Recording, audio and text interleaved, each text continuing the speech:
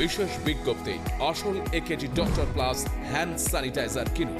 অসাধু ব্যবসায়ীদের থেকে দূরে থাকুন। Doctor plus, 65/2 MB road, Kolkata 51। Doctor প্লাসের স্যানিটাইজার কেনার সময় এই ঠিকানাটি দেখে কিনুন। সুস্থ থাকুন, সাবধানে থাকুন। নমস্কার, করোনা সতর্কতা অনুষ্ঠানে আপনাদের সবাইকে অনেক অনেক স্বাগত জানাচ্ছি। প্রত্যেকেই আমরা সতর্ক, প্রত্যেকেই আমরা সচেতন, এবং যার জন্য আমরা পরপর করে ভ্যাকসিন নিয়ে চলেছি এবং আমাদের এই ভ্যাকসিনেশনের যে বিধি, সেই বিধি পালন করে চলেছে রাজ্য সরকার, রাজ্য প্রশাসন, স্বাস্থ্য দপ্তর, সমস্ত দিক থেকেই কিন্তু আমরা অনেকটাই অ্যাওয়ার। কিন্তু এই অ্যাওয়ারনেসের মধ্যেই আবারও ভয়ভীতির জায়গা তৈরি হচ্ছে, যদিও যুদ্ধকালীন তৎপরতায় তাকে ঠেকানোর কাজ হচ্ছে, অর্থাৎ তৃতীয় ঢেউ যেটাকে বলা হচ্ছে, যে এই যে মাসটা চলছে অগাস্ট, এবং এই অগাস্টেই কিন্তু তৃতীয় ঢেউয়ের মাত্রাতিরিক্ত জায়গা তৈরি হতে পারে, ভয় বা আতঙ্ক বা ছড়ানোর জায়গা। আমরা এখনও খবর পেয়েছি যে গতদিনও বেশ কিছু রাজ্যে নতুন করে কিন্তু আবার কড়া বিধিনিষেধ চালু হয়েছে, আমাদের রাজ্য বাদ দিয়ে বলছি। তো সেইখানে দাঁড়িয়ে এই ডেল্টা 2 বা করোনার তৃতীয় ঢেউ, এইটা নিয়ে আমরা কিভাবে চলবো বা কি আমাদের করণীয় রয়েছে। কারণ তার মাঝে আমরা প্রত্যেকেই জানি যে নর্থ বেঙ্গলের ক্ষেত্রেও কিন্তু খবর পেয়েছি যে অলরেডি ডেল্টা 2 সম্ভবত প্রবেশ করেছে, এমনই কিছু খবর উঠে আসছে। তার সঙ্গে নতুন আতঙ্কের নাম তৈরি হয়েছে ল্যামডা, অর্থাৎ C37। এটি কি? এই করোনা ডেল্টা 2 এর মধ্যেই ল্যামডার আতঙ্ক কেন ছড়াচ্ছে, বা ডেল্টা 2 আসার আগে বা ডেল্টা 2 এলেই বা আমরা কতটা প্রোটেক্টেড থাকবো? শুধুই কি বাচ্চারা আক্রান্ত হতে পারে, না আম জনতা যে কোনো এজের ক্ষেত্রে আক্রান্তর সংখ্যা বাড়তে পারে? সমস্ত নিয়েই থাকছে আমাদের করোনা সতর্কতা অনুষ্ঠান। আমাদের সঙ্গে অবশ্যই রয়েছেন একদম স্কাইপেতে আমাদের সঙ্গে যুক্ত ডক্টর অরিন্দম বিশ্বাস। অনেক স্বাগত জানাবো ডক্টর বিশ্বাসকে আমাদের অনুষ্ঠানের সঙ্গে যুক্ত হওয়ার জন্য। আর রয়েছেন আপনারা সরাসরি এই মুহূর্তে অনুষ্ঠানের সঙ্গে যুক্ত হয়ে আপনাদের প্রশ্ন রাখতে, যে প্রশ্নগুলো আমি করছি আপনাদের প্রতিনিধি হিসাবে, প্রশ্নগুলো আপনাদেরও রয়েছে। অবশ্যই ফোন করতে পারেন আমাদের নাম্বার 6292242337, 6292242338। এই দুটি ফোন নাম্বার স্ক্রিনে শো হচ্ছে, এই নাম্বারে ফোন করুন আপনাদের জিজ্ঞাসা নিয়ে। যারা করোনা আক্রান্ত হয়েছেন কি করবেন এই মুহূর্তে, বা যারা আক্রান্ত হয়ে এখন সুস্থ হয়ে রয়েছেন তাদেরই বাকি করণীয়, সবটা নিয়ে ফোন করতে পারেন আমাদের এই ফোন নাম্বারে। সরাসরি চলে যাবো একদম ডক্টর বিশ্বাসের কাছে, স্বাগত জানিয়ে আবারও যে একদম প্রথমে আমরা মুখবন্ধতে যে কথাগুলো বললাম ডক্টর বিশ্বাস, এই আতঙ্ক কিন্তু এখন ঘিরে ধরেছে মানুষকে। এবং নতুন যেটা সংযোজিত খবর সেটা হচ্ছে যে প্যানক্রিয়াস বেশি কিন্তু অ্যাফেক্টেড হচ্ছে। এবার একজন চিকিৎসক হিসেবে আমাদের সেই গাইডলাইন্সটা দিন। প্রথমত জানবো যে কেন এটা অ্যাফেক্টেড হচ্ছে, পার্টিকুলারলি এই করোনার জন্য কি কারণে এই সমস্যা তৈরি হচ্ছে? দেখুন, ইউএস এর কিছু হসপিটালে একটা জিনিস তারা খেয়াল করেছে বা দেখেছে যতদিন গেছে, যে যাদের ভর্তির সময়তে যাদের সুগারটা একটু বেশি, কিন্তু এরা কোনোদিনই ডায়াবেটিক নয়, এদের টেস্ট হয়েছে, এদের গ্লাইকোসাইলেটেড হিমোগ্লোবিন হয়েছে, সেটা কখনোই ডায়াবেটিক রেঞ্জে যায়, সেই ক্ষেত্রে গিয়ে তাদের দেখা যাচ্ছে গ্লুকোজ লেভেলটা বেশি।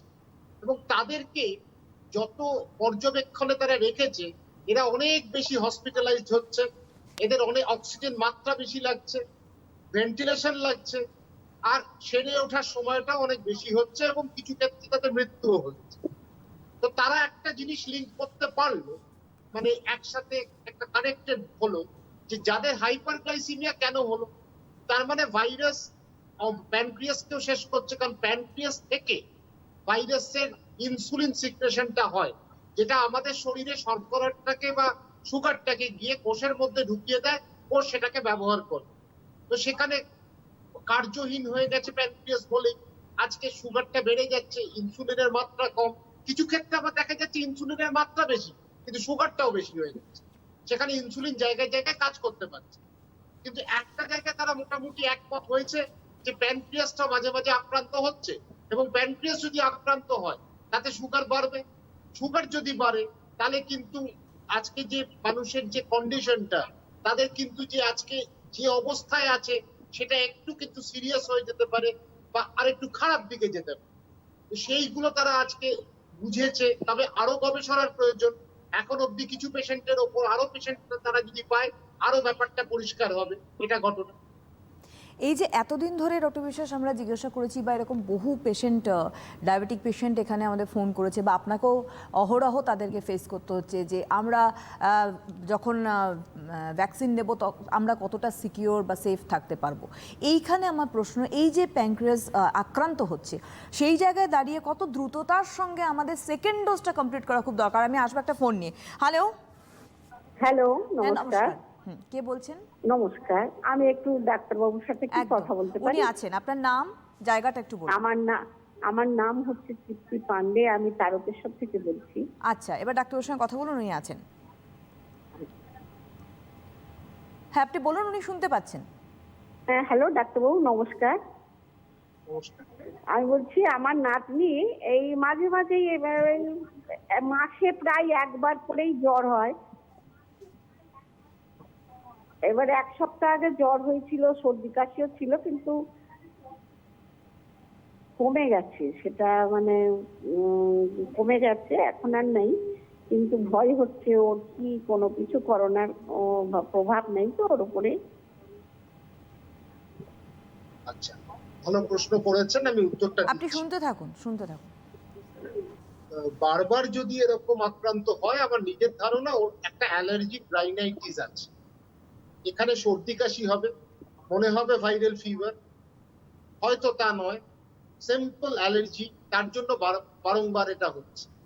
আপনি একজন চিকিৎসকের সাথে কথা বলে অ্যালার্জির কিছু পরীক্ষা হয়, দেখবেন নির্ধারিত কিছু জিনিসের সম্মুখীন হলে তখন এই উপদ্রবগুলো বাড়ে, তখন এই উপসর্গগুলো আরো দেখা যায়। তো সেই ক্ষেত্রে ভালো একজন ডাক্তার মানে চিকিৎসকের সাথে কথা বলুন, পারিবারিক চিকিৎসক, তিনি আপনাকে ঠিক পথটা বলে দেবেন এবং কি ওষুধ খেলে সেটা আটকানো যায় সেইটা কিন্তু বলে দিতে পারবে। কারণ অ্যালার্জি কিন্তু সম্পূর্ণভাবে যাবে না। তার একটা উপায় হচ্ছে ইমিউনোথেরাপি করা, সেটা অনেক ক্ষেত্রে কার্যকারী হয়, অনেক ক্ষেত্রে হয় না। আর দ্বিতীয়ত হচ্ছে কিছু ওষুধ খেয়ে থাকা সময় মতো, ঠিক যে সময়গুলো হয় সেই সময় যদি ওই নির্দিষ্ট সময়গুলো আমরা চিহ্নিত করে ওষুধ খাই, তাহলে কিন্তু এই সর্দি কাশিটা কমে যায়। তবে এইরকম বারবার হতে থাকলে কিন্তু মনে হয় না এটা কোনো ভাইরাল ফিভার বা কোভিড-19ও নয়। সেই ক্ষেত্রে আপনি চিকিৎসকের সাথে পরামর্শ করে আগামী যা পথটা যেটা নিতে হবে সেটা উনি ঠিক বলে দেবেন, সেটা আপনি মেনে চলুন, আমার মনে হয় ঠিক হয়ে যাবে আপনার নাম। একদম। এই প্রশ্নটা করছিলাম ডক্টর বিশ্বাসী ফোনটা আসার আগে, যে দ্বিতীয় ডোজ, কারণ অনেক জায়গাতেই কিন্তু প্রথম ডোজ কমপ্লিট হয়ে গেছে, অনেকে দ্বিতীয় ডোজও হয়ে গেছে বা আগামী সময়ে রয়েছে 1-2 সপ্তাহের মধ্যে। তো বিশেষ করে ডায়াবেটিক পেশেন্টদের ক্ষেত্রে কি মানে এটা কতটা প্রয়োজনীয় এখনো অনেকে প্রশ্ন করেন। ভ্যাকসিন প্রয়োজন, তবে একটা আশ্চর্য বিষয় যেটা নিয়ে আমি আলোচনা করি সেটা হচ্ছে ভ্যাকসিন নেওয়ার পর যাদের ইনফেক্টেড হয়েছে তাদের ম্যাসাচুসেটস বা সিঙ্গাপুরেও একটা স্টাডি বলছে এবং ডেল্টা ভেরিয়েন্ট তাদের মধ্যে ঢুকছে এবং তারা কিন্তু একইভাবে মানে আপনি জিনিসটা ভ্যাকসিন তারা নিয়েছে, তারপরে আবার তারা সংক্রমিত হয়েছে, তারা কিন্তু অনেক বেশি ছড়িয়ে দিতে পারে। এইরকম একটা গবেষণা হচ্ছে যেটা প্রমাণিত হচ্ছে তারা অনেক বেশি ছড়িয়ে দিচ্ছে, ডেল্টা ভেরিয়েন্ট তাদের মধ্যে ঢুকছে। তো সেই ক্ষেত্রে আপনি মানে অথচ তারা ভ্যাকসিনেটেড, তার মানে বুঝুন যে কেন আজকে মাস্ক, কেন আজকে দূরত্বর কথা আমরা এখনো বলে যাচ্ছি, যে তারাও ছড়াতে পারে, তাদের মধ্যেও ভ্যাকসিন প্রচুর। এখানে একটু ইন্টারাপ্ট করে একটা প্রশ্ন করি আমি ডক্টর বিশ্বাস, যে বহু মানুষ এই যে আজকে যে ডাটাটা উঠে আসছে যে ভ্যাকসিনেটেড হওয়া সত্ত্বেও কিন্তু ডেল্টা ভ্যারিয়েন্টের প্রকোপ দেখা যাচ্ছে এবং যারা বেশি সংক্রমিত করতে পারে এই ধরনের মানুষ, তো মানুষের মধ্যে একটু প্রথম দিকে আমি একটা অনীহা দেখেছিলাম যে কি করব ভ্যাকসিন দিয়ে, আদৌ কি ঠেকাতে পারবে এই ভ্যাকসিন? তো আলটিমেটলি প্রশ্নটাই কি গিয়ে দাঁড়াচ্ছে না যে ডেল্টা ভ্যারিয়েন্টের ক্ষেত্রে তার ঠেকাতে পারছে না এই ভ্যাকসিন, তাহলে তার মানে মৌলিকতা কতটা রয়েছে, তার বাস্তবিকতা কতটা রয়েছে? কিন্তু এর একটা ইতিবাচক দিক আছে, যাদের এইসব ঘটনা ঘটেছে মৃত্যু কিন্তু হয়নি বললেই চলে। তার মানে একটা জিনিস, ভ্যাকসিনেশন কিন্তু আজকে সিভিয়ারি মাত্রাটা কিন্তু কমিয়ে দিচ্ছে, সেইটা কিন্তু স্পষ্ট হয়ে যাচ্ছে। সেই ক্ষেত্রে বারংবার হাসপাতালে যাওয়া, বারংবার অক্সিজেনের জন্য দৌড়ানো বা বাড়িতে অক্সিজেনের ব্যবস্থা বা যে মাত্রায় লাগার কথা সেটা কিন্তু ভ্যাকসিনেশন অনেকটা কমিয়ে দিতে পেরেছে, এইটা কিন্তু মানতে হবে। কিন্তু তার সাথে সাবধানতার যে মান নেই বা সতর্কতা অবলম্বন যে আমাদের করতে হবে সেই চিত্রটাও কিন্তু ফুটছে। সেই জায়গাটা যে চিকিৎসকরা বারবার বলেছে, একইভাবে অনেক জায়গায় বার্তাটা দিয়েছে যে মাস্ক আর দূরত্বটা কিন্তু এখনো বজায় থাকতে হবে যতদিন না এই ভাইরাস নির্মূল হয়। সেটা কিন্তু বক্তব্যটা কিন্তু অনেকটা শক্তিশালী হচ্ছে। একদম। আমরা একটা ফোন নিয়ে আসছি আলোচনাতে। হ্যালো। হ্যালো, হ্যাঁ নমস্কার, কে বলছেন? আমি পুরুলিয়া থেকে কাঞ্চন দাস বলছি। হ্যাঁ বলুন। বলছি আমার হাইপার টেনশন আছে, সুগার আছে, আর প্যানক্রিয়াটাইটিসও আছে, আবার ইনসুলিন নিচ্ছি, আর আপনার ক্রিয়েটিনিন গন্ডগোল আছে, একটু ক্রিয়েটিনিন একটু বেশি আছে, আর খুব উইকনেস আছে জানেন। এই অবস্থায় আমি ভ্যাকসিনটা নিতে পারবো কিনা? আচ্ছা, শুনতে থাকুন। ইনসুলিন আপনাকে নিতেই হবে। কিডনি ফাংশন যখন একটু খারাপ আছে তখন ইনসুলিনের উপর আপনাকে থাকতে হবে, সে নিয়ে কোনো সন্দেহ নেই। কিন্তু একই সাথে শর্করার মাত্রাটাকে নিয়ন্ত্রণে রাখতে হবে, সেটাও আরেকটা ঘটনা। তৃতীয়ত হচ্ছে ভ্যাকসিন আপনি নির্দ্বিধায় নেবেন, এটা নিয়ে কোনো সন্দেহ নেই। আপনার যখন সুযোগ আসবে তখন আপনি নিয়ে নেবেন। মানে ভ্যাকসিন আপনাকে নিতে হবে, এটা হচ্ছে মূল কথা।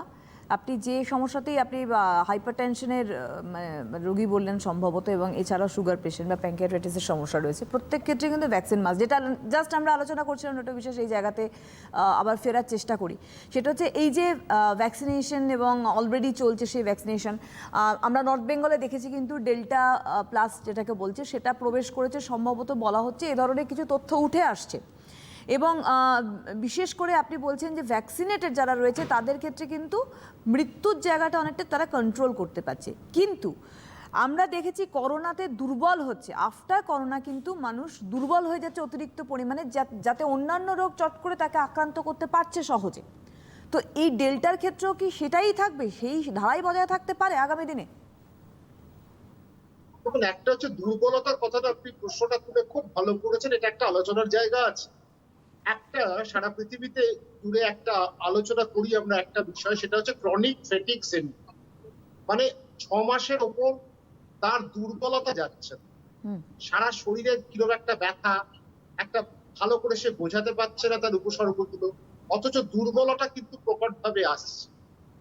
আমরা সেটাকে মেডিকেল জগৎ সেটাকে চিহ্নিত করেছে ক্রনিক ফ্যাটিগ সিনড্রোম।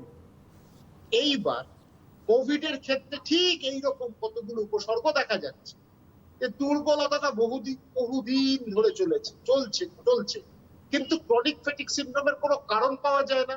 কোভিড এর ক্ষেত্রে একটা স্পষ্ট কারণ কোভিড, মানে এতটা দুর্বল করে দিচ্ছে মানুষের কোনো কাজ করার ইচ্ছে হচ্ছে না। মানে কোনোভাবে তাদের আজকে একটা যে কাজটা সেটা করতো সেটা পাচ্ছে না, ওই ছোট কাজ করতে গেলে একটু মনে হচ্ছে হাঁপিয়ে যাচ্ছে, আর দুর্বল প্রচন্ড, ইচ্ছেই করছে না কোনো কাজ করা। সেই ক্ষেত্রে এই অনীহাটাকে দূর করা যায়, চেষ্টা করা যায় ঘুমটা করতে।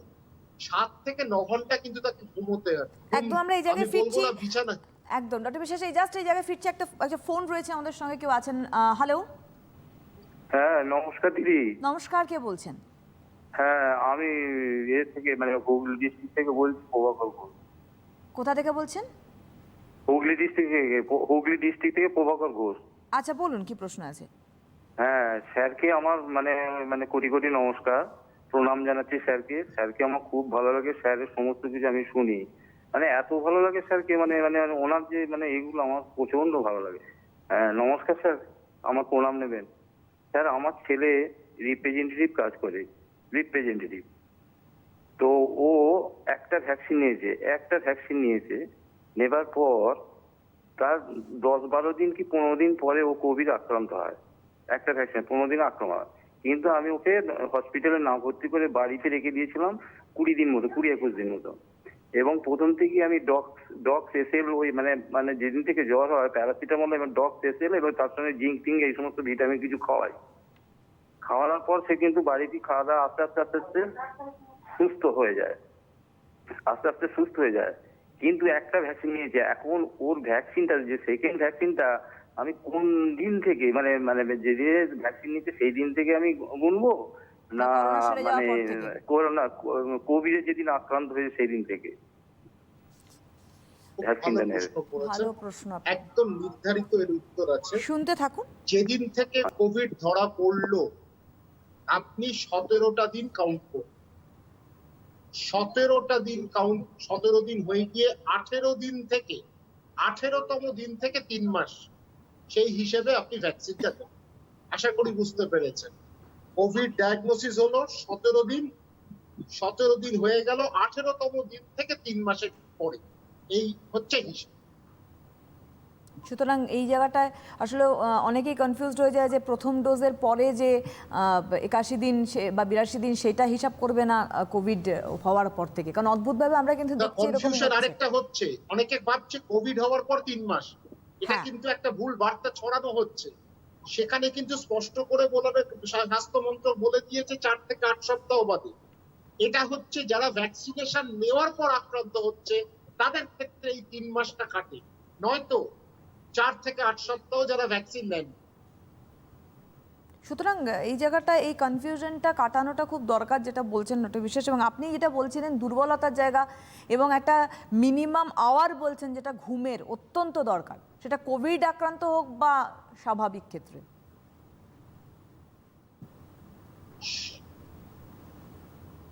ডক্টর বিশ্বাস, 7 থেকে 9 ঘন্টা যে ঘুমটা, সেটা সত্যি কষ্টকর কারুর ক্ষেত্রে, যারা সারাদিন কাজ করে যাচ্ছে বা যারা বাড়িতে এরকম বসে আছে তাদের পক্ষে এরকম ঘুমটা আনানো কষ্ট, কিন্তু সেখানে আনতে হবে।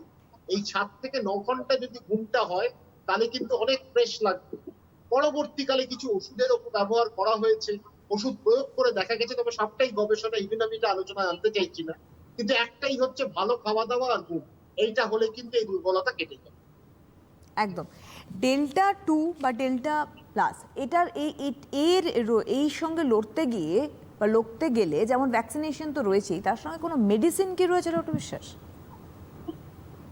নিশ্চয়ই, এটা খুব ভালো প্রশ্ন করেছেন। এখন যেটা ওরা বলছে মোলনুপিরাভির হচ্ছে একটা অ্যান্টিভাইরাল ওষুধ, যেটা ভাইরাসের বংশবৃদ্ধিটাকে আটকে দিতে পারে, রোধ করতে পারে।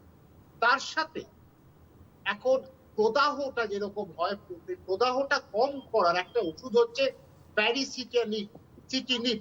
এই প্যারিসিটানিপ আর মোলনুপিরাভির নামগুলো একটু উচ্চারণ করা কষ্ট। এই দুটো ওষুধের যদি সম্মিলিতভাবে আমরা ব্যবহার করি তাহলে হয়তো বলছে ডেল্টা ভেরিয়েন্টের উপরে এরা কাজ করতে পারে, তবে মাইল্ড টু মডারেট, সিভিয়ার কেসে নয়। মাইল্ড টু মডারেট যখন হবে তখন দেওয়া যাবে, তবে সেটা এখনো পর্যন্ত ভারতবর্ষে প্যারিসিটানিপ অ্যাভেলেবল হয়ে গেছে, মোলনুপিরাভির ট্রায়াল চলছে, এখনো পর্যন্ত হাতে পাওয়া যায়নি। যত সময় যাবে তত বুঝতে পারবো। এখন দেখা যাক, আমাদের দেখতে হবে, যত দিন যাবে তত বুঝতে পারবো প্রয়োগ করার পরে কতটা সফল হয়েছে সেটা বোঝা যাবে পরিষ্কারভাবে। একদমই তাই। কারণ 2020 সালে একটুখানি আমরা যদি চোখ ফেরাই তাহলে দেখবো যখন প্রথম করোনা আক্রান্ত হওয়া শুরু হলো সেই সময় প্রচুর মেডিসিনের নাম উঠে এসেছিল এবং সেই মেডিসিন কিনতে মানুষের মানে নাগারে ভিড় আমরা দেখেছি। একজনের ঘাড়ে আরেকজন উঠে গিয়ে সেই মেডিসিন কালেক্ট করতে গিয়েছে, সেটা হাইড্রক্সিক্লোরোকুইন থেকে শুরু করে অন্য কোনো প্যাথির ওষুধ থেকে শুরু করে লাগাতার আমরা দেখেছি, কারণ প্রত্যেকটি মানুষ একটা বেসিক ইনস্টিংক্ট আমরা বাঁচার চেষ্টা করি। তো সেই জায়গায় দাঁড়িয়ে আবার আরও দুটো মেডিসিনের নাম আসছে এবং সবটাই পরীক্ষা নিরীক্ষা। কিন্তু আমি একটা কথা বলি ডক্টর বিশ্বাস, সেটা হচ্ছে যে এই যে করোনার তৃতীয় ঢেউ অগাস্ট মাস থেকে আসবে, বাচ্চারা সাবধানে থাকো, বাচ্চাদের এফেক্টেড করবে, আর আমজনতা কোথাও একটা কি তারা গাছাড়া দিয়ে দিতে পারে কি যে বাচ্চারাই এফেক্টেড হবে, তাদেরকে রক্ষা করো, আমরা তো আছি, আমাদের বোধহয় 2টো ডোজ হয়ে গেছে, আমরা লড়াই করার মতো আমাদের শরীরে হার্ড ইমিউনিটি তৈরি হয়ে গেছে।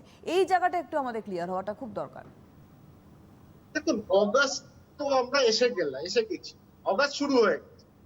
এরকম গল্পে গরু গাছে ওঠাচ্ছে অনেকে, এখানে কিছু চিকিৎসকও বলবো, কিছু বিজ্ঞানীও বলবো, পুরোটাই তারা অঙ্কের মতো কাজ করছে।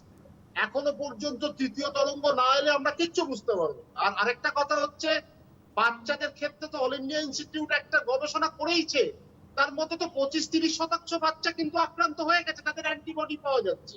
তাদের এলো থেকে বড়দের কাছ থেকে, আর বাচ্চারা তো বেরোচ্ছেই না, কটা বাচ্চা বাইরে বেরোচ্ছে বা রাস্তায় বেরোচ্ছে। সেই ক্ষেত্রে এই জায়গায় থেকে একটা কথা স্পষ্ট, যে বড়রা ঠিক থাকবে আর বাচ্চারা খালি আক্রান্ত থাকবে, কারণ প্রতিষেধক বড়রা পেয়েছে। এই জায়গাটা মানতে কিন্তু আমি নারাজ, আমি কিন্তু ঠিক মানতে পারছি না এই যুক্তিটা। সেই ক্ষেত্রে আমি বলবো, যদি আক্রান্ত হয় দুজনেই আক্রান্ত হবে, কম বেশি হবে, কিন্তু আক্রান্ত হবে। কিন্তু তৃতীয় তরঙ্গ যদি প্রতিষেধক ঠিক মতো চলতে থাকে, এই প্রক্রিয়াটা, তাহলে তৃতীয় তরঙ্গ কিন্তু এত ভয়াবহ হবে না, এটা কিন্তু বলতে চাই। কিন্তু তা বলে যদি আমরা যদি উদাসীন হয়ে যাই, অবহেলা করি, মাস্ক ছেড়ে দিই, জনসমাগম করি আর শিশু সুলভ ব্যবহার করি, এরকম কিছু রাজনৈতিক দল করছে, এখানে ওখানে অনেক তারা দেখাচ্ছে, মিছিল মিটিং করে বেড়াচ্ছে, প্রতিবাদের সময় যেন এটাই যেত একদম ঠিক করছে সেটা, মানে প্রতিবাদে। তো সেই ক্ষেত্রে কিন্তু আজকে রোগটা তারা ছড়িয়ে দিতে চাইছে। এইগুলো যদি করি তাহলে তো আটকাতে পারবো না। এই যে আপনি ল্যামডা বিটা দিয়ে আমরা যে এত আলোচনা করি, এটা কেন হচ্ছে? এটা হচ্ছে ভাইরাসের বংশবৃদ্ধি। ভাইরাস তো কোটি কোটি ভাবে বংশবৃদ্ধি করে। এই একটা ছিটে ফোটা ভুল হয়ে গিয়ে একটা মিউটেশন তৈরি হলো বা পরিব্যক্তি তৈরি হলো, সেটাই হয়ে গেল বিপজ্জনক, সেটাই আটকানো যাচ্ছে গেল না, সেটাই ছড়াতে শুরু করলো। এটাই তো মিউটেশন, একদম একদমই তাই, ফলস রিডিং। একদমই তাই। আমরা আসছি আবার। হ্যালো, হ্যাঁ হ্যালো, হ্যাঁ নমস্কার, কে বলছেন? হ্যাঁ আমি ভ্যাকসিন নিয়েছিলাম, মানে সেকেন্ড ডোজ। আচ্ছা দিদি, মানে আপনার নামটা শনিবার কি? দিন নিয়েছিলাম। হ্যালো, আপনার নাম শনিবার কি? সেকেন্ড ভ্যাকসিন নিয়েছি। দিদি আপনার নামটা বলুন, জায়গাটা আগে বলুন। বালিগঞ্জ, নমিতা হালদার। হ্যাঁ এবার বলুন, কি কোভ্যাক্সিন নিয়েছিলেন? হ্যাঁ, কোভ্যাক্সিনটা সেকেন্ড ডোজের পরেই আমার শরীরটা খুব খারাপ লাগছে, মানে হাত পা যন্ত্রণা, মাথা যন্ত্রণা, উঠে বসতে পারছি না, দুর্বল, শ্বাসকষ্ট হচ্ছে। ফার্স্ট ডোজের পরে কিন্তু এতটা কষ্ট হয়নি, সেকেন্ড ডোজের পরে এটা হচ্ছে। আচ্ছা, আর মানে এটা কেন হচ্ছে আপনি জানতে ডাক্তারবাবু? চাইছেন? হ্যাঁ হ্যাঁ হ্যাঁ। শুনতে থাকুন আপনি, হ্যাঁ, ডক্টর বিশ্বাস। দেখুন ঘটনাটা হচ্ছে, এটা দ্বিতীয় ডোজের পরে কেন হচ্ছে, এটা সত্যি কথা, এটা একটু অন্বেষণের প্রয়োজন। কারণ প্রেশারটা কিরম আছে, তার হার্টটা কিরম আছে, তার ফুসফুসটা কিরম আছে, এটা কিন্তু একটু দেখা দরকার, ওনাকে পর্যবেক্ষণে রাখা দরকার। উনি নিয়মিত প্রেশারটা যেন দেখান। উনি ডায়াবেটিক কিনা সেটা জিজ্ঞেস করা হলো না। তো আমার মনে হয় উনি চিকিৎসকের সাথে একটু পরামর্শ করুন। কারণ যদি সত্যি কথা ওনার অসুবিধা হয়, তাহলে সেই বিষয়গুলো কিন্তু ধরা দরকার, চিকিৎসা করা দরকার। তাহলে কিন্তু আর পরিষ্কার হবে যে দ্বিতীয় ডোজের পর কোন রকম রিয়াকশন হয়েছে কিনা। অনেক ক্ষেত্রে এটা খুব স্পষ্ট করে বলি, অ্যালার্জি প্রথম ভ্যাকসিনে হয়তো হলো না, কারণ জানতে পারলো না। দ্বিতীয় ডোজের পর কিন্তু মারাত্মকভাবে হতে পারে, হয়নি, হতে পারে। তো সেই ক্ষেত্রে ওনার কোনো অ্যালার্জি হচ্ছে কিনা সেটা দেখা দরকার। সেই জন্য চিকিৎসকের সাথে কিন্তু আপনি দ্রুত যোগাযোগ করুন। একদমই তাই। আর অবশ্যই একটা কথা বলি ডক্টর বিশ্বাস, সেটা হচ্ছে এই যে আমাদের ডেল্টা ভ্যারিয়েন্ট আসছে এবং তার জন্য আমাদেরকে মানে অ্যালার্ট হতে হবে। এবং আপনি একটা খুব দামি কথা বলেছেন, খুব বাস্তব, কারণ কোথাও যেন আমরা দায়ী হয়ে যাচ্ছি, কিন্তু কারণ আমরা নিজেদের দোষে আমরা দায়ী হচ্ছি। আমি নির্দিষ্ট করে কিছু বলছি না, কারণ সমস্ত ক্ষেত্রেই আমরা দেখছি কিন্তু একটা অতিরিক্ত সচেতনতা আবার অসচেতনতার কারণ হয়ে দাঁড়াচ্ছে, সেটা আমরা দেখতে পাচ্ছি। রাতের শহরে উন্মাদনাও আমরা দেখতে পাচ্ছি, আবার স্টাফ স্পেশাল ট্রেনে উপচে পড়া ভিড়ও আমরা দেখতে পাচ্ছি। অথচ ট্রেন চলছে না, ট্রেন হাতে গুনে চলছে, বাস হাতে গুনে চলছে, ভিড় তো কন্ট্রোল করা যাচ্ছে না, কারণ অফিস কাছারি খোলা, মানুষকে আর্থিকভাবে দাঁড়াতে হবে। এইখানে দাঁড়িয়ে নতুন ভয় ল্যামডা। আপনি একটু আগে বললেন যে বংশবৃদ্ধি, ভাইরাস বংশবৃদ্ধি করে, এটাই সিস্টেম। ল্যামডা বা C37, এইটা কি জিনিস এবং এটা বলছে আরো বেশি মারাত্মক। আমরা আসছে একটা ফোন নিয়ে। হ্যালো দিদিভাই, হ্যাঁ নমস্কার, কে বলছেন দাদা? আমি শ্রী কলোনি থেকে মানবেন্দ্র মুখোপাধ্যায় বলছি। আচ্ছা বলুন। আজকে কর্ণধারকে আমার প্রণাম জানিয়ে আমার কর্ণধারের কাছে এটাই জিজ্ঞাসা, ডাক্তারবাবু, এই যে করোনা নামক ভাইরাসটি চৈত্র মিউটেট করে দিনের পর দিন যেভাবে একটার পর একটা ঢেউ নিয়ে মানব সভ্যতার উপর যেভাবে ঝাঁপিয়ে পড়ছে, এর বিরুদ্ধে প্রতিরোধ করতে আমরা যে কোভ্যাক্সিন বা কোভিশিল্ড ভ্যাকসিন দুটো নিচ্ছি, তার প্রতিরোধ করতে বা আগামী দিনে অ্যান্টিবডি তৈরি করতে কতটা সক্ষম হবে, এটাই আমার জিজ্ঞাসা। হ্যাঁ, শুনতে থাকুন আপনি। ভালো প্রশ্নটা করেছেন। সত্যি কথা, মানব সভ্যতাকে তো একটু ধাক্কা দিবে, এটা নিয়ে কোনো সন্দেহ নেই। এর জন্য আমরা কেউই তৈরি ছিলাম না, কোনো দেশ তৈরি ছিল না। এটা কেউ তৈরি করেছে না কোনো ল্যাব থেকে বেরিয়েছে, সেটাও একটা অন্বেষণের বিষয়। কিন্তু একই সাথে বলবো, মানব সভ্যতাই পারে এই বাধা অতিক্রম করতে, তাদের দৃঢ়তার সাথে, সাহসের সাথে। সেটা আমরা চেষ্টা করছি। অনেক মানুষকে হারিয়েছি, সেটা একটা বেদনাদায়ক ঘটনা হয়েছে। তার সাথে আমরা যে চেষ্টা এখন করব, সেটা হচ্ছে মূল জায়গাটা হচ্ছে প্রতিষেধকটা চেষ্টা করবো, কারণ প্রতিষেধক কার্যকারিতা হয়েছে, এটা নিয়ে কোনো সন্দেহ নেই, তাতে মৃত্যু কমে যাবে, এটা নিয়ে কোনো সন্দেহ নেই। আমরা যদি আরেকটু আমাদের নিজেদের সচেতনতার উত্তরণ করি, তাহলে কিন্তু আমরা এই বিষয়টা থেকে আরেক ধাপ এগিয়ে যেতে পারবো। যত রকম বংশবৃদ্ধি করুক ভাইরাস, যত রকম পরিব্যক্তি করুক তাও, তবে সেক্ষেত্রে জনসাধারণকে যেরকম উদাসীন হলে হবে না, সচেতন হতে হবে, সরকারকে আরো দ্বিগুণ সচেতনতা দেখাতে হবে, রাজনৈতিক দলদেরও সচেতনতা দেখাতে হবে, কারণ তারাও এই প্রক্রিয়ার মধ্যে আছেন। কিন্তু মাঝে মাঝে যেটা দেখা যাচ্ছে যে একটা বিরাট লাইন পড়ে যাচ্ছে প্রতিষেধকের জন্য, এইটা কিন্তু, এই চিত্রটা কিন্তু কাম্য নয়। এটা কিন্তু আরেকটু ভালো করে সুন্দরভাবে একটা প্রক্রিয়া করা যেত। আমার মনে হয় ঠেলাঠেলি দৌড়ি না করে আরেকটু ভালো করে করলে এই জায়গাতে আমরা একটু ভালোভাবে সুন্দরভাবে এই রোগটাকে মোকাবিলা করতে সাহায্য করব। একদমই তাই। আর যেটা বলছিলাম একটু আগেই ডক্টর বিশ্বাস, যে ল্যামডা যে আরেকটি স্ট্রেন করোনার, যেটা বলা হচ্ছে বিশেষজ্ঞরা বলছেন সম্ভবত ডেল্টার হাত ধরেও ল্যামডার প্রবেশ ঘটতে পারে। ইতিমধ্যে আমরা প্রত্যেকেই জানি পেরুতে 70% ল্যামডাতে আক্রান্ত হয়েছে এবং 500-র উপর মানুষ কিন্তু মৃত্যু ঘটেছে ল্যামডা আক্রান্ত হয়ে। তো সেই জায়গায় দাঁড়িয়ে এই যে রোগ ডেল্টার হাত ধরে আসতে পারে বা পরে আসতে পারে, এখনো ভারতে তার আগমন ঘটেনি, তো সেই জায়গায় যদি একটুখানি আমাদের আলোকপাত করেন। না, পেরুতেই প্রথম দেখা গেছে এই ল্যামডা, ডেল্টা, বিটা, এগুলো হচ্ছে বিশ্ব স্বাস্থ্য সংস্থা এই কারণে করার যে কোনো দেশকে চিহ্নিত যাতে না করা যায়, কিন্তু দেশটা তো এসেই পড়ে, এটা তো আসবেই একদম। তবে একটা কথা, ল্যামডার কথা যেটা দিয়ে ভয়ের দিকটা, যেটা বলা হচ্ছে এখনো প্রমাণিত হয়নি, টোকিও যেটা বলছে এটা অনেক সময় ভ্যাকসিন রেজিস্ট্যান্স হতে পারে এবং সংক্রমিত করবে বেশি। তবে এখনো পর্যন্ত যে সংখ্যাটা নিয়ে কাজ হয়েছে বা খুব কম দেশে গেছে, সেই দেশে আপাতত যে সংখ্যাটা নিয়ে কাজ হয়েছে তা নিয়ে কিন্তু বড় একটা কিন্তু আমরা মানে বার্তা দিতে পারবো, আমরা বড় কোনো জায়গায় আসতে পারবো না বা কোনো সিদ্ধান্তে উপনীত হতে পারবো। তবে সাবধানের মার নেই, এরকম ভাইরাসের বংশবৃদ্ধি হলে ল্যামডা কেন এরপরে এপসাইলন অব্দি আসবে, সেই ক্ষেত্রে এটাকে আটকাতে হবে। শৃঙ্খলটাকে না ভাঙলে কিন্তু খানিকটা বিপদে আমরা পড়বো, কিঞ্চিত বিপদে পড়বো। সেই বিপদটা যাতে না আসে, আমাদেরকে গ্রাস না করে, সেইটাকে রোধ করতে গেলে সাবধানতা আর তার সাথে সতর্কতা আর প্রতিষেধক ব্যবহার সেইটা করতে হবে।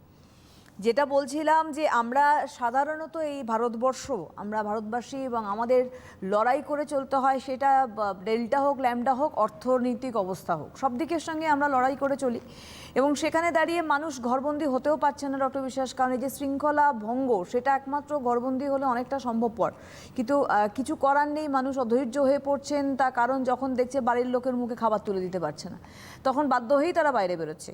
এবং এই যে আমাদের এই পরিস্থিতির মধ্যে থেকে এই যে সাবধানতা বলছেন, বাইরে বেরোচ্ছে, কাজ করছে, শুধু মাস্ক, স্যানিটাইজার বা সামাজিক দূরত্ব তো ছেড়েই দিন, সামাজিক দূরত্ব তো হচ্ছেই না মোটে।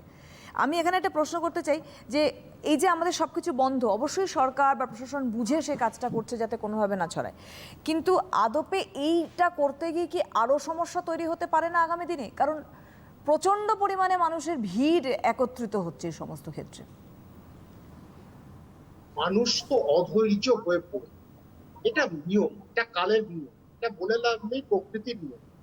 কিন্তু একই সাথে এরকম তো মানে আকস্মিক একটা ঝড় বইবে সেটা কেউ ভাবেনি, হয়েছে। সেই জন্য আমাদেরকে এখন এই বিপদ থেকে বেঁচে আসতে হবে, আমাদেরকে লড়ে যেতে হবে। এবং এমন একটা বিপদ যেখানে সত্যিকারের সুরাহাটা আমরা করতে পারছি না, অনেক ক্ষেত্রে মানুষের মৃত্যু হচ্ছে। এই একটা মারণ জীবাণুকে আটকাতে গেলে যা যা দরকার সেটা করুন, ভ্যাকসিন আসবে। কিন্তু যেখানে অসুবিধাটা হচ্ছে বিভিন্ন দেশে, শুধু ভারতবর্ষ বললে ভুল হবে বা বাংলা বললে ভুল হবে, বিভিন্ন দেশে কিন্তু মানুষ বেরিয়ে আসছে। আজকে আমেরিকা, মার্কিন দেশ দেখুন, সেখানে ভ্যাকসিন নেব না, এখানে একটা বড় সংখ্যায় আছে, তারা আবার খুব গর্বের সঙ্গে বলছে আমরা ভ্যাকসিন নেব না। এইগুলো যদি চলতে থাকে তাহলে তো এই ভাইরাসকে বাড়াতে আমরা সাহায্য করছি, কারণ মানুষ এক দেশ থেকে আরেক দেশে যাত্রা করছে, হয়তো যাত্রা এখন কিছুটা কমেছে, কিছুটা সীমিত, তবুও ভাইরাস বহন অনেকেই করছে যারা উপসর্গবিহীন। এই উপসর্গবিহীন মানুষটা যখন ছড়িয়ে দিচ্ছে, কিছু মানুষ আক্রান্ত হচ্ছে, কিছু মানুষ মৃত্যু হচ্ছে, কিছু মানুষ সেরে উঠছেন করতে। কিন্তু তার মধ্যে থেকে আমাদের এই নতুন একটা মানে এইরকম আকস্মিক ঘটনা যে ঘটেছে, দুর্ঘটনা ঘটেছে, আমি বলবো সেইটাকে আটকাতে গেলে আমাদের কিন্তু কিছুটা ধৈর্য পরিচয় দেখাতে হবে। কারণ বাধা অতিক্রম করতে গেলে কিন্তু আমাদেরকে কিছু মেনে চলতে হবে। সেই স্বাস্থ্যবিধি যদি মেনে চলতে পারি তাহলে কিন্তু আমরা অনেকটা বিপদ থেকে দূরে থাকবো। আর দ্বিতীয়ত হচ্ছে, এটা আমাদের ওইটুকু অপেক্ষা করতেই হবে কবে ভাইরাস সাধারণ ভাইরাস হিসেবে পরিণত হবে। তো সেটা আশা করা যায় হবে। আজ থেকে 6 মাসও হতে পারে, 9 মাসও হতে পারে, আরো পরে হতে পারে। সেটা নির্দিষ্টভাবে কেউ বলতে পারবে না, কোনো বিজ্ঞানী বলতে পারবে না, অঙ্ক কষতে পারবে। কিন্তু আজকে নির্দিষ্টভাবে তখনই বলবে যখন সত্যি ভাইরাসটা মানে জবনিকা পতন হবে। এইটাই একটা বড় প্রশ্ন যে যবনিকা পতন হবে, সেই যবনিকা পতনের অপেক্ষাতেই এখন আমজনতা বসে রয়েছে। তার কারণ হচ্ছে ভাইরাসের সঙ্গে লড়াই করতে এখন আমরা প্রত্যেকেই জানি যে আমাদের ভ্যাকসিনেশনের আওতায় আসতে হবে, এবং 90 to 96% মানুষও যদি ভ্যাকসিনেটেড হয়ে যায় তাহলে বলা হচ্ছে আমরা অনেকটা সেফ অ্যান্ড সিকিউর। কিন্তু সমস্যাটা হচ্ছে যে যখন ফেল করছে ভ্যাকসিন, তখন গিয়ে একটা কোথাও মনের মধ্যে আতঙ্ক তৈরি হচ্ছে, তখন মানুষ অপশান খুঁজছে। অপশানের কথাটা এই জন্য বললাম ডক্টর বিশ্বাস, যে অপশান এটাই যে আমরা যে মাটিতে বড় হয়েছি, আমরা যেভাবে আমাদের যে লাইফস্টাইল, সেই লাইফস্টাইলে থেকে ভ্যাকসিনেটেড তো আমরা ডেফিনেটলি হচ্ছি, তার সঙ্গে মাস্ক, তা স্যানিটাইজেশন, সামাজিক যতটা সম্ভব দূরত্ব বজায় রেখে আর কি কি করণীয় থাকছে আমাদের যা শরীরকে ঢাল বানাতে পারে? একটা হচ্ছে খাদ্য, ভালো খাদ্য, কার্বোহাইড্রেট, প্রোটিন, ফ্যাট, এই তিনটে মিলিয়ে যে খাদ্যটা আমরা খাই, এইটা যদি আমরা ঠিক মতো খেতে পারি আমাদের শরীরের কিন্তু ইমিউনিটি বাড়বে, প্রতিরোধ করার ক্ষমতাটা বেড়ে। আমাদের আলাদা করে ভিটামিন, আমাদের আলাদা করে নতুন নতুন যত ট্যাবলেট বেরোচ্ছে এগুলো নিতে হবে না। অনেক দাবি অনেক কেউ করতে পারে, কিন্তু আসল জায়গাটা আমাদের মানতেই হবে। আমরা কয়েক হাজার বছরও বেঁচেছি, এখনো বাঁচবো। তখন এত ভিটামিন ছিল না, এখন ভিটামিন এসছে, নতুন নতুন তথ্য এসছে। এই নতুন নতুন যত তথ্য আমাদের সামনে এসছে তত আমরা আকৃষ্ট হয়েছি, বিভিন্ন ওষুধ আমরা খেয়েছি, বিভিন্ন জায়গায় বিভিন্ন ভাবে আমরা চেষ্টা করেছি এগুলো নিজেদেরকে তৈরি করার। শরীর তিনটে খাদ্যের উপর নির্ভর করে। আপনি শাকসবজি, ফল এগুলো খেলেই কিন্তু অনেকটা নিজেকে মানে রোগ থেকে মুক্ত রাখতে পারবেন। কারণ শরীর যত শক্তিশালী হবে, প্রতিরোধ করার ক্ষমতাও ততটা শক্তিশালী হবে। সেই জায়গায় থেকে আজকে আমরা সতর্কবিধি আর এটা মেনে আমরা চলি, তাতে আমরা অনেকটা ভালো থাকবো। রাইট। হ্যালো হ্যালো, কেউ আছেন আমাদের সাথে? হ্যালো, হ্যাঁ নমস্কার, কে বলছেন? আমি উত্তর দিনাজপুর থেকে বলছি, পি কুন্ডু। হ্যাঁ বলুন। আসলে আমার সেকেন্ড ডোজও হয়ে গেছে কোভিশিল্ডের। হ্যাঁ হ্যাঁ হ্যালো, হ্যাঁ হ্যাঁ শোনা যাচ্ছে, বলুন। হ্যাঁ তো আমার না এই 15-20 দিনের বেশি হয়ে গেল, একটু পেট খারাপ থাকছে। মানে এটা সেকেন্ড ডোজ হয়ে যাওয়ার পর বলছেন? হ্যাঁ, সেকেন্ড ডোজটা আমার জুনের 28 তারিখে হয়ে গেছে। তারপর থেকে হচ্ছে এটা? না, তারপর থেকে না, এই 15-20 দিন মতো হলো আর কি। আচ্ছা আচ্ছা, না সেটাই একটু পেট প্রশ্ন। খারাপ মতো থাকছে আর কি। ওষুধ মানে ডাক্তার দেখিয়েছি, উনি দিয়েছেন, ওষুধ দিয়েছেন, কিন্তু কমছে না, এটাই আর কি। পেটে ব্যথা হচ্ছে কি আপনার? না, পেটে ব্যথা নেই, কিন্তু পেটে একটা কামড়ানো ভাব ছিল, আর যতবার মানে খাবার খাচ্ছি বা কিছু, ততবার আমাকে যেতে হচ্ছে আর কি।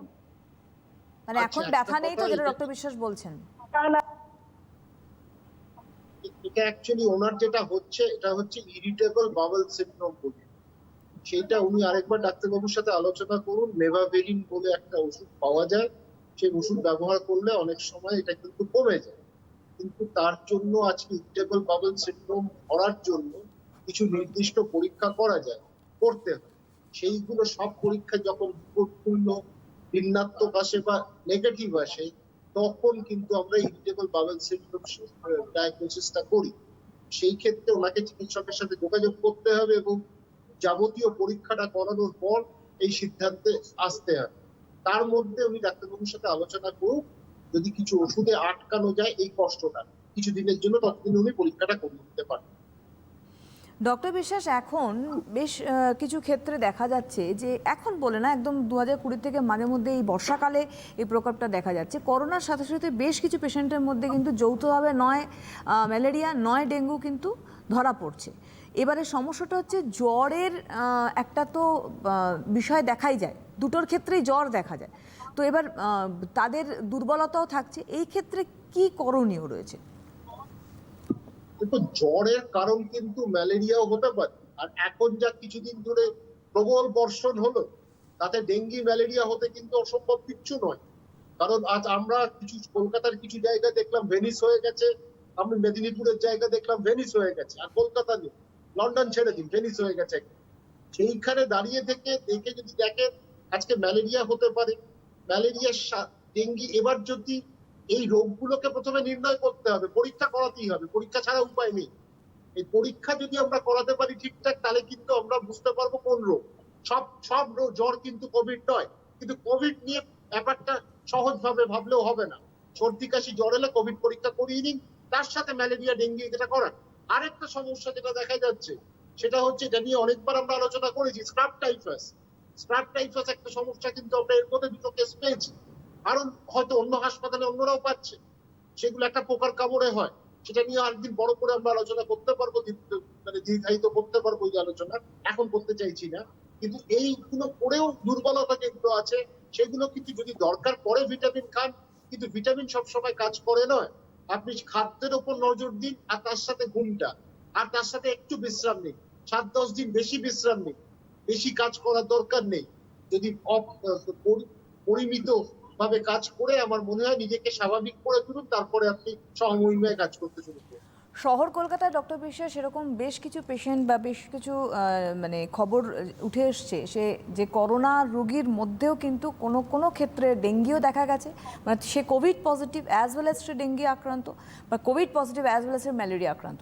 এবার দু ধারার রোগ আমরা জানি, এবং কোভিডের ক্ষেত্রে কিন্তু আমাদের একটা নির্দিষ্ট বিধিনিষেধ রয়েছে যে এই 14 দিন বা ম্যাক্সিমাম 10 ডেজ আপনাকে কিভাবে থাকতে হবে, কিন্তু তার সঙ্গে আরেকটা রোগ চেপে রয়েছে।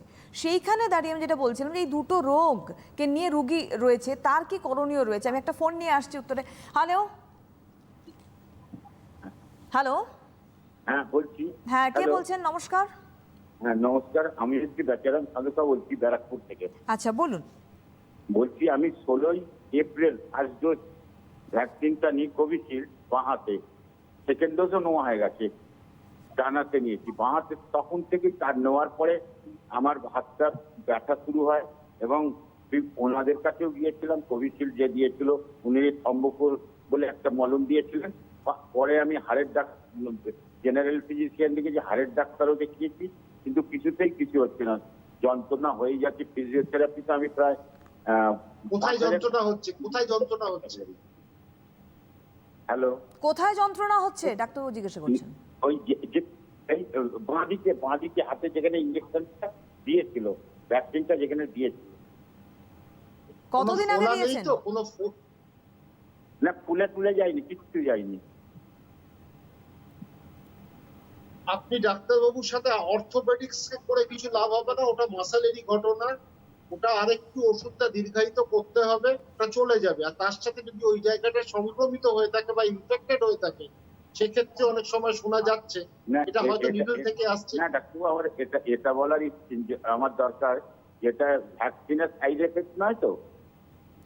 আপনি কবে দিয়েছেন হ্যাঁ, ভ্যাকসিন? কবে দিয়েছিলেন? 16 এপ্রিল। না, কবে? এটা মনে হচ্ছে না ভ্যাকসিনের কোনো সাইড এফেক্ট নয়, এটা সামান্য কিছু, এতদিন ধরে সাইড এফেক্ট থাকবে না। তো সেই ক্ষেত্রে আপনি আরেকবার দেখান, কিছু ওষুধপত্র নিতে হবে, সম্ভবত একটা অ্যান্টিবায়োটিক কোর্সও করতে হবে। ওই জায়গাটাতে অন্য কোনো কারণে হয়তো স্থানীয়ভাবে কোনো সংক্রমিত হয়েছে, সেখানে অ্যান্টিবায়োটিক খেলে চলে যায়, এটাই মনে হচ্ছে। আপনি শুনতে থাকুন। নর্মালি আমাদের যারা যারা প্রত্যেকেই ভ্যাকসিন নিয়েছে আমরা প্রত্যেকেই জানি ডক্টর বিশ্বাস, আমাদের নর্মালি কিন্তু কারো জ্বর এসছে, কারোর ব্যথা হয়েছে, তো সেই পেনটা তো হয়েই থাকে। কিন্তু যেটা ডক্টর বিশ্বাস বলছেন, আপনি একটুখানি চিকিৎসকের পরামর্শ নিন, সেটাই বোধহয় বেটার হবে। যেটা বলছিলাম যে দুটো রোগে একসঙ্গে আক্রান্ত রোগী, সেইখানে তো একটা চিকিৎসা ব্যবস্থা রয়েছে এবং চিকিৎসা পরিষেবা রয়েছে তাকে সুস্থ করার, কিন্তু সেই রোগী লড়াই করবে কি করে? এক তো সে কোভিড পজিটিভ, দুই সে ডেঙ্গি আক্রান্ত বা ম্যালেরিয়া আক্রান্ত, এরকম কিছু আমরা খবর পেয়েছি। দেখুন, একটা কথা, ডেঙ্গি আর কোভিড যদি হ্যাঁ হ্যাঁ হ্যাঁ ডক্টর বিশ্বাস, ডেঙ্গি আর কোভিড যদি হয় সেক্ষেত্রে কিন্তু কোভিড থেকে সে তাড়াতাড়ি মুক্ত হয়ে যাওয়ার একটা সম্ভাবনা আছে। এখন সেটা কিন্তু মাইক্রোস্কোপিক লেভেল। আচ্ছা, সেটা পর্যন্ত এখনো পর্যন্ত এত কেস হয়নি যে ডেঙ্গি আর কোভিড একসাথে, এটা নিয়ে গবেষণা হতে পারে।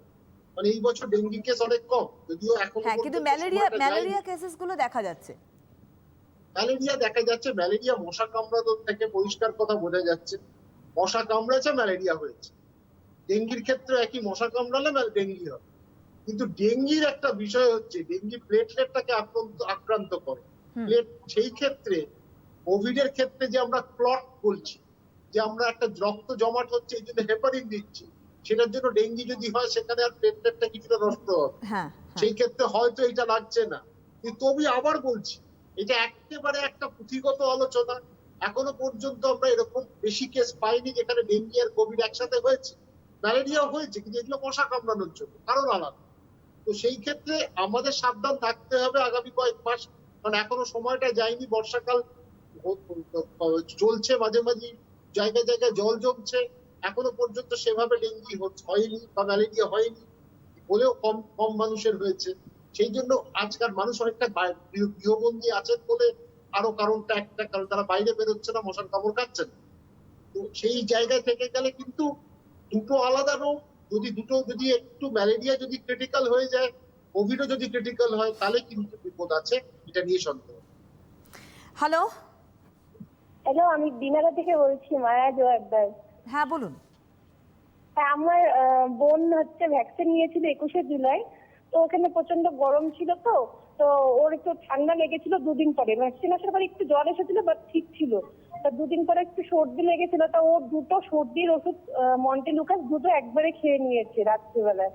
তারপর থেকে না, তার রবিবার দিন খেয়েছিল লাস্ট, তারপরে মঙ্গলবার থেকে ও স্মেল পাচ্ছে না, কিন্তু ও ঠিক আছে। এখন এটা কিসের জন্য ডাক্তারবাবু? মন্টেলিউকাস দুটো খেয়ে নিয়েছে, এটা কে খেতে বলেছে? দুটো খেয়ে নিয়েছিল লাস্ট গত রবিবার দিন রাত্রে। তারপরে সোমবার দিন তো ঘুম ঘুম ভাবছিল, শরীরটা একটু খারাপ ছিল। তারপরে আস্তে আস্তে পরে কি মঙ্গলবার দিন সন্ধ্যা থেকে বুঝতে পারলো যে স্মেল পাচ্ছে না। তা যাই হোক, ওকে আয়ুর্বেদিক ওষুধ খাইয়েছি, কিন্তু এখন সর্দিটা অনেকটা কমেছে, কিন্তু একটু সর্দি আছে, কিন্তু ও তো ঠিকই আছে, কিন্তু স্মেল পাচ্ছে না। ডক্টর বিশ্বাস বলছেন যে ওই ওষুধ দুটো খাওয়াতে কে বলেছিলেন, চিকিৎসক? না, ও আসলে বাড়িতেই ছিল, তো ওর তো ঠান্ডার লাগা থাকে, তা ও দুটো খেয়ে নিয়েছে। মানে সেই জন্য নিজের চিকিৎসা না করে চিকিৎসকের সাথে একবার আলোচনা করে ওষুধ খাবেন। এক নম্বর। সাংঘাতিক। 2 নম্বর, স্মেলটা নাও পেতে পারে, হয়তো সর্দি হয়েছে অন্য কারণে, সর্দির জন্য পাচ্ছে না। দ্বিতীয়ত হচ্ছে যদি জ্বরটা থাকে তাহলে কিন্তু আপনি শুনতে থাকুন 8 দিন হয়ে গেছে, স্মেল নেই। 8 দিন স্মেল নেই ডক্টর বিশ্বাস, নিজের চিকিৎসাতে স্মেল চলে গেছে। হ্যাঁ, স্মেল চলে গেছে, তাহলে যদি হয় চিকিৎসকের সাথে কথা বলে একটা কোভিড টেস্ট করিয়ে দিতে পারে। তবে এটা একটা বড় শিক্ষামূলক একটা জায়গা এলো ডক্টর বিশ্বাস, সেটা হচ্ছে যে আমরা এখন সবাই তো নেট স্যাভি, তো সেই জায়গায় দাঁড়িয়ে আমরা অনেক কিছু, অপারেশনটাও দেখে ফেলছি, আমরা ওষুধগুলোও দেখে ফেলছি অলমোস্ট, এবং আমরা ট্রিটমেন্টও করে ফেলছি। এবার যখন হাতের বাইরে তখন বাধ্য হয়ে ছুটছি চিকিৎসকের কাছে। তো আমার মনে হয় একজন দায়িত্বশীল চিকিৎসক হয়ে আপনারও এই গাইডলাইন্স যদি একটু আপনি দেন আমাদের আপামর সমাজবদ্ধ মানুষগুলির প্রতি, যে নিজের চিকিৎসা করাটা কতটা বাঞ্ছনীয় কি না। ওষুধ যেটাই আমি খাবো, বাড়িতে আমার ওষুধ থাকতেই পারে, এটা নিয়ে কোনো অসুবিধা নেই। অনেকেই বাড়িতে ওষুধ রাখে, কিন্তু যেটা খাবেন তার আগে আর মন্টেলিউকাস খাচ্ছেন, তখন আপনি চিকিৎসকের সাথে 1 মিনিট তার দূরভাষী যোগাযোগ করবেন। কতক্ষণ লাগবে সে বলে দেবে, একটা খাও, দুটো খাওয়ার কিন্তু কোনো প্রশ্ন নেই। দুটো খেলে কি আমি 2 ঘন্টার মধ্যে ঠিক হয়ে যাবো? এইটা অনেকের মানসিকতার একটা সমস্যা। যে আমি বেশি ওষুধ খেলে আমি তাড়াতাড়ি ঠিক হই, তা নয়। ওষুধের একটা ঘন্টা আছে, ওষুধের একটা সময় আছে, ওষুধ একটা সময় নির্দিষ্ট সময়ে কাজ শুরু করবে, এইগুলো বুঝতে হবে। আজকে একটা ইঞ্জিনিয়ারিং ও যেন একটা বাড়ি তৈরি করতে হচ্ছে, একটা ওষুধ যখন শরীরে প্রবেশ করছে অনেক প্রক্রিয়ার মধ্যে থাকে, সেই প্রক্রিয়ার মধ্যে কাজ করে, তাকে সময় দিতে লাগে। একটা অসুস্থ হলে হঠাৎ আমি কিছু একটা নিয়ে ঠিক হয়ে যাবো তা নয়, ম্যাজিক নয়, এটা প্রযুক্তি নয়, এটা কিন্তু একটা মেডিকেল বিষয়, যেখানে কিন্তু একটা মানে বিজ্ঞানের উপর ভিত্তি করে একটা বিষয় তৈরি হয়েছে। আরেকটা হচ্ছে ওনার 8 দিন যখন হয়ে গেছে, আমার মনে হয় যদি সুবিধা হয় উনি একটা পরীক্ষা করিয়ে নেবেন। সেটা করলে আমার মনে হয় সব দিক থেকে আমরা সেফ থাকবো, সতর্ক থাকবো, আর একটা সুবিধাজনক জায়গা। নর্মালি দেখুন, এই ওয়েদার যে চেঞ্জ হচ্ছে সেক্ষেত্রে আমাদের তো একটা ভাইরাল অ্যাটাক হচ্ছেই, জ্বর জারি লেগে রয়েছে, তার মধ্যেও আমরা জলবন্দি হয়ে যাচ্ছি, ফলে আমাদের এই সমস্যাগুলো দেখা দিচ্ছে। এখন মানুষ ঘরে ঘরে জ্বর হলে যেমন আগে ইগনোর করতো, এখন আতঙ্কিত হচ্ছে এবং দৌড়চ্ছে তারা কিন্তু কোভিড টেস্ট করাবে কি করাবে না একটা তো ভীতি রয়েছে, হয়তো করানো হচ্ছে, নেগেটিভও আসছে। তো সেই জায়গাটাও আমাদের মনে হয় একটুখানি অ্যালার্ট হওয়া খুব দরকার। চিকিৎসকের পরামর্শ তো অবশ্যই ডেফিনেটলি নিতে হবে। অ্যালার্ট হওয়া তো দরকার। সেই জন্য একটা কথা আমি আপনাদের চ্যানেল এবং আপনার সাথে একটা অনুষ্ঠান করার সময় বলেছিলাম, যখন কোভিডটা বাড়ছিল যে একবার হাঁচি, একবার কাশি, একবার জ্বর হলে কোভিড পরীক্ষাটা করিয়ে নেওয়াটা দরকার। দ্রুত যদি আমরা ব্যবস্থা নিতে পারি তাহলে হাসপাতালমুখী হতে হবে না, অনেককে বাড়িতেই চিকিৎসা করানো যাবে। কিছু ওষুধ যদি আমরা প্রাথমিক স্তরে শুরু করে দিতে পারি, কিন্তু সেটার ক্ষেত্রে যাই হোক তাতে মানুষ শুনেছে। এখন লেখচিত্র যদি আমরা দেখি সেটা নিম্নগামী কমছে, এটাও একটা আশার জায়গা রয়েছে। কিন্তু কখন আবার বেড়ে যাবে, সে যদি বাড়ে তাহলে বুঝতে পারা যাবে যে এক হচ্ছে প্রতিষেধকের অভাব, এক দ্বিতীয়ত হচ্ছে উদাসীনতা একটা বড় কারণ। উদাসীনতা যেন আমরা কোনোভাবে না দেখাই, আমরা সবকটা কাজে এইসব বিষয় আমরা যেন একবার চিকিৎসকের বক্তব্য শুনে নিই বা তার মতামত জেনে নিই, আর তার সাথে যা যা বার্তা চিকিৎসকরা প্রতিনিয়ত দিচ্ছে সেটা যদি আমরা একটু অনুধাবন করে আমরা যদি একটু অনুসরণ করি, তাহলে কিন্তু আমার মনে হয় তাতে লাভবান আমরাই হব, সমাজ লাভবান। হ্যালো হ্যালো, হ্যাঁ নমস্কার, কে বলছেন? নমস্কার, আমি আসানসোল থেকে বলছি, সোমনাথ পারুই। হ্যাঁ বলুন। হ্যাঁ, ডাক্তারবাবুর সাথে একটু কথা বলা যাবে? হ্যাঁ উনি আছেন, বলুন। হ্যাঁ ডাক্তারবাবু, আমার মার 53 ইয়ার্স অফ এজ, উনি হাইলি ডায়াবেটিক। হ্যাঁ বলুন, শুনতে পাচ্ছেন উনি? হ্যাঁ, আর কার্ডিয়াক প্রবলেম আছে। হ্যালো, হ্যাঁ কার্ডিয়াক প্রবলেম আছে, ওনার স্পন্ডালাইটিস সমস্যা আছে। উনি কি ভ্যাকসিন নিতে পারবেন? একদম পারবেন, ভ্যাকসিন নেওয়াতে কোনো অসুবিধা নেই, নিশ্চয়ই পারবেন। আপনি একদম ভ্যাকসিন নির্দ্বিধায় দিয়ে দেবেন। যেখানেই আমরা থাকি না কেন, যে রোগেই আমরা আক্রান্ত হই না কেন, ভ্যাকসিনটা আমাদের আগে চোখ বুজে নেওয়ার চিন্তাভাবনাটাই রাখতে হবে। তবে একটু আগেই আপনি বলছিলেন ডক্টর বিশ্বাস যে আমাদের এই ভ্যাকসিন নেওয়ার ক্ষেত্রেও অনেক মানে ভিড় হয়ে যাওয়া বা মানে একেবারে দাঙ্গার সৃষ্টি হয়ে যাওয়ার মতো মানসিকতাও দেখা যাচ্ছে। তার কারণ অনেক সময় ভ্যাকসিন পাচ্ছেন না মানুষ, দীর্ঘ মানে রাত ভোর দাঁড়িয়ে তারা লাইন দিয়েছে অথচ ভ্যাকসিন পাচ্ছেন না। কিছু ক্ষেত্রে এই সমস্যা দেখা দিচ্ছে এবং সেটাকে দ্রুততার সঙ্গে সরকার বা প্রশাসন সমাধানের চেষ্টা করছে, এটা একদম বাস্তবিক বিষয়।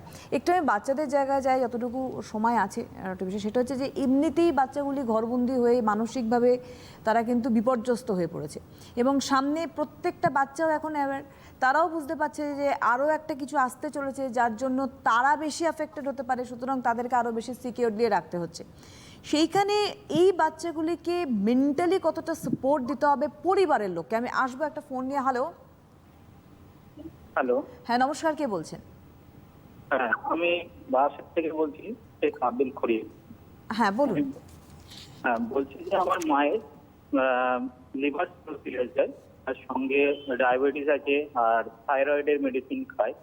সেক্ষেত্রে কি মাকে আমি ভ্যাকসিন নিতে পারি ফার্স্ট ডোজ? হ্যাঁ নিশ্চয়ই পারবেন, কোনো অসুবিধা নেই, শুনতে থাকুন। কোনো অসুবিধা নেই, নিশ্চয়ই পারবেন। অবলীলায় আপনি ভ্যাকসিনটা দিতে পারবেন যখন সময় আসবে। একদম যেটা বলছিলাম ডক্টর বিশ্বাস, শিশুদের ক্ষেত্রে দায়িত্বশীলতা এমনিই আমাদের গার্জেন হিসেবে রয়েছে, কিন্তু শুধুই কি ঘরবন্দি জীবনযাপন না, তাদের আরও কিছু মানসিকভাবে বুস্ট আপ করার মতো মানসিকতা গার্জেনদের রাখতে হবে। না, তাকে কিন্তু পরিষ্কার কথা, শিশুদের পক্ষে কষ্টদায়ক একটা জীবন যাপন করতে হচ্ছে, এ নিয়ে কোনো সন্দেহ নেই। কিন্তু এইখানে বাবা মার একটা বড় রোল থাকবে, তাদের অংশগ্রহণ করতে হবে, তাদেরকে বোঝাতে হবে তা শিশুকে কিন্তু একটা সিমিউলেশন যেটা বলে, একটা অন্য জীবনকে সাথে এই জীবন যেটা স্বাভাবিক জীবন, যারা আর কিছু কিছু বছর পরে হয়তো ফিরে পাবে, সেইটার সাথে কিন্তু মানিয়ে নেওয়ার একটা চেষ্টা করাতে হবে। কারণ এইরকম বাড়িতে বসে থাকতে তাদেরও একটা অভ্যেস হয়ে যাবে, বাড়িতে বসে থাকে, হয়তো তারা বন্ধু বান্ধবের সাথে দূরাভাষে যোগাযোগ করছে, কিন্তু যোগাযোগ তো সামনাসামনি হচ্ছে না। যখন স্কুল খুলবে তখন আবার একটা মানে স্কুলে না যাওয়ার একটা ইচ্ছে তখন জাগতে পারে। প্রথম কিছুদিন এরকম তো অভ্যস্ত আমি ছিলাম, এবং অনলাইন হলে তো অসুবিধা কি আছে। সেই ক্ষেত্রে একই সাথে এখানে তাদের মানসিক এবং মানবিক এই দুটো দিক কিন্তু দেখতে হবে। প্রয়োজন হলে যারা সাইকোলজিস্ট, মনুষ্যত্ব, তাদের সাথে একটু কথা বলতে হবে, বলাতে হবে কিভাবে সেই জীবনযাপন গুলোকে তারা আয়ত্তের মধ্যে আনতে পারে। সবটাই তো তারা নতুন একটা এখন জীবনযাত্রা তারা চলছে, আবার কিছুদিন পরে অন্য জীবনযাত্রায় তারা প্রবেশ করবে। সবকিছু মিলিয়ে তারা যেন সামঞ্জস্য বজায় রাখতে পারে, ভারসাম্য বজায় রাখতে পারে, তাদের উপর যেন কোনো বিশেষ চাপ না আসে, সেই জায়গাটা দেখতে হবে। স্কুলের, যদিও স্কুলের শিক্ষকরা শিক্ষিকারা কতটা করেন আমি জানি, কিন্তু তাদেরও মানসিকতা সেইভাবে যে ছাত্র প্রবেশ করছে তাকে জায়গায়, কারণ একটা নতুন পরিবেশ হয়ে গেল, 2 বছর তারা স্কুল যায়নি, পরিবেশটাই অন্যরকম হয়ে গেছে, তাদেরকেও দেখতে হবে। এবং ঘটনাক্রমে যারা শিক্ষক শিক্ষিকা আছে তাদেরকেও এই কিছু শর্ট টার্ম কিছু কোর্স করিয়ে নেওয়া, টু হ্যান্ডেল স্টুডেন্টস প্রপারলি, সেই জায়গাটা দেখা যাবে। একদমই তাই। এবং এই যে বাচ্চাদেরও ভ্যাকসিনেশনের আওতায় নিয়ে আসা বা চিন্তা ভাবনা, এটা কিন্তু একটা পজিটিভ দিক অবশ্যই আমরা বলতে পারি। সেদিনও আপনার সঙ্গে কথা বলছিলাম এই বিষয়ে। একটা ফোন নিয়ে আসবো আবার। হ্যালো, এনিওয়ে যেটা বলছিলাম ডক্টর বিশ্বাস, যে এই বাচ্চাদের ভ্যাকসিনেশনের আওতায় নিয়ে আসা আগামী দিনে আমরা ভাবতেই পারি যে আবার পড়াশুনোর পরিবেশ তারা পেতে পারে যে তারা যদি ভ্যাকসিনেটেড হয়। কিন্তু ওই যে মাঝখানে একটা আতঙ্ক কোথাও যেন দানা বাঁধছে। তবুও বলবো যে এটা আপনি বললেন যে মানসিকভাবে তাদেরকে আরও দৃঢ় করা, এটা আমাদের দরকার। এটা একটা লেসন হিসেবেও বোধহয় নেওয়ার দরকার। সেটা অনলাইন ক্লাসেস যেমন হচ্ছে, একাডেমিক কোয়ালিফিকেশনের ক্ষেত্রে ডক্টর বিশ্বাস, সেক্ষেত্রে এটারও একটা পার্ট রাখা উচিত কিনা, শুধুমাত্র গার্জিয়ানরা, আমি একদম পড়াশোনার লেভেলে গিয়েও বলছি। পড়াশোনার লেভেলেও সেই জায়গাটা আনতে হবে। আজকে শিক্ষকরা যেরকম অনলাইন ক্লাস নিচ্ছে, যদিও অনলাইন ক্লাসে কিছুটা লাভবান হয়, তো সেখানে যতটা সামনাসামনি ক্লাস হয় সেটা অনেক লাভবান হয় না। অনেক প্রশ্ন থাকে, প্রশ্নের উত্তর পাওয়া যায়, কিন্তু আজকে অনলাইন তো আমাদের করতে হবে, বাস্তবায়ন উপায় নেই। কারণ পরীক্ষাই হলো না, নম্বরও পেয়ে গেল, পাশও করে গেল, আবার কেউ রাস্তা সেটাই ঘটনা। তো মানে যাই হোক, এটাই ঘটেছে, এইগুলো তো কাম্য ছিল না, আমরা তো ভাবিনি, কিন্তু হয়েছে, এটা আমাদের মানতে হবে। তার মধ্যে থেকে আমাদের বেরিয়ে আসতে হবে, নিরানন্দের মধ্যে আনন্দটা খুঁজে বার করতে হবে। কিন্তু সবটার শেষে আজকে বাচ্চাদের ক্ষেত্রে কিন্তু ওদের প্রজন্মকে কিন্তু ঠিক রাখতে হবে। হয়তো কিন্তু বিহেভিয়ারাল, ব্যবহারিক কিন্তু কিছু পরিবর্তন আসতে বাধ্য। কেউ ভালো হবে, কেউ খারাপ হবে, তাদেরকে খালি পড়াশোনার জন্য বলছি না, পরীক্ষার ফল কি হবে, কিন্তু আজকে তাদের মানসিকতা যেন একটা ঠিক জায়গায় থাকে, মানসিকতাটাই বদলে যাবে। কারণ একটা হচ্ছে বাড়িতে এতদিন বসে, তারপর বাড়ি থেকে বেরিয়ে আরেকটা জগৎ, সেই থেকে তাদের কিভাবে মানিয়ে নেবে, সেইটা কিন্তু বড় জায়গা। সেখানে স্কুলে যেরকম শিক্ষকের রোল আছে, আবার যারা অভিভাবক তাদের একটা রোল আছে, সবার কিন্তু একটা বড় কাজ আছে এখানে, তাদের প্রতি দায়বদ্ধতা। সেই ক্ষেত্রে এখন কিভাবে এগোয় সেটা আগামী দিন যাবে। সেখানে সরকারের কাছ থেকে আশা করবো এরকম সেন্টার, কাউন্সেলিং সেন্টারটা খুলতে, যে কাউন্সেলিংও দরকার আছে, সেটা যেন বিনামূল্যে হয়। আজকে আপনারাও যেরকম প্রচুর শিক্ষককে সুযোগ দিয়েছেন পড়ানোর জন্য, আমি দেখছিলাম মাধ্যমিক উচ্চ মাধ্যমিকের জন্য আপনাদের চ্যানেলে, এরকম আশা করি আপনারা আবার এই বিষয়ে চিন্তা ভাবনা করবেন যে কিছু কাউন্সেলিং, কিছু পরামর্শ যদি এরকম দেওয়া যায়, তাতে ছাত্রদের পক্ষে অনেক লাভবান। অনেক ধন্যবাদ ডক্টর বিশ্বাস, ভীষণ সুন্দর গাইডলাইন্স আপনার তরফ থেকে আমরা পেলাম। অনেক অনেক ধন্যবাদ আপনাকে, এবং অবশ্যই বলবো যে আমাদের সামগ্রিকভাবে এগোতে হবে, মানসিকতা সেইভাবে রাখতে হবে, সে যে ভ্যারিয়েন্টই আসুক না কেন লড়াই করতে হবে, এটা হচ্ছে মূল বিষয়। এবং বাচ্চার শুধুমাত্র করোনা থেকে রক্ষা নয়, মানসিকভাবে রক্ষা করতে হবে। ধন্যবাদ আপনাদের জানাবো, সুস্থ থাকুন, নমস্কার। বিশেষ বিজ্ঞপ্তি, আসল AKG doctor plus hand sanitiser কিনুন। অসাধু ব্যবসায়ীদের থেকে দূরে থাকুন। Doctor plus, 65/2 MB road, Kolkata 51। Doctor প্লাসের স্যানিটাইজার কেনার সময় এই ঠিকানাটি দেখে কিনুন।